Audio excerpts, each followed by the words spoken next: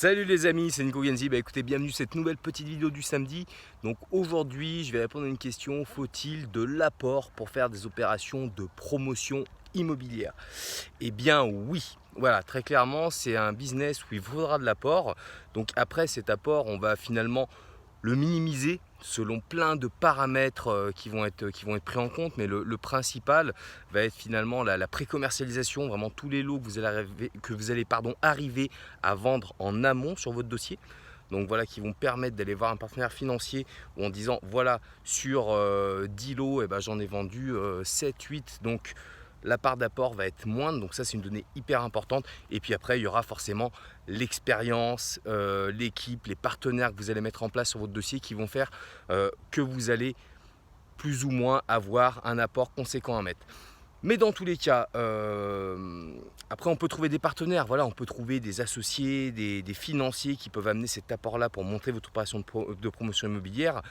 Mais dans tous les cas, il vous faudra un minima d'import. Donc là, je ne vous parle pas non plus de sommes faramineuses pour finalement amorcer votre projet. Voilà, aller chercher cette pré-commercialisation. Donc qu'est-ce que vous avez besoin? Une fois que vous aurez sécurisé un terrain, vous aurez pensé votre projet, vous l'aurez dégrossi avec une mairie, vous allez faire finalement votre pré-commercialisation. Donc il faudra forcément un petit peu de trésorerie pour faire des plans.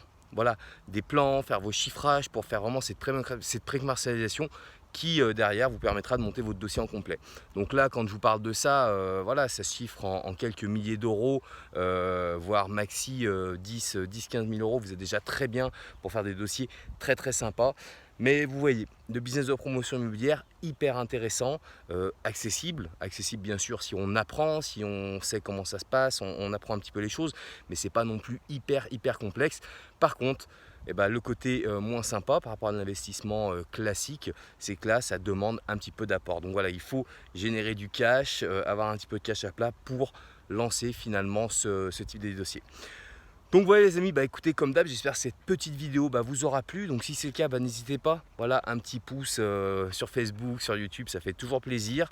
Dites-moi en commentaire, voilà, si vous avez compris cette notion d'apport obligatoire dans une VFA et après qu'on va minimiser et au-delà de l'apport, voilà, la très haute de départ qu'il faut pour finalement faire ces outils de vente de son projet. Donc moi je vous dis à très bientôt sur la prochaine vidéo. Salut les amis.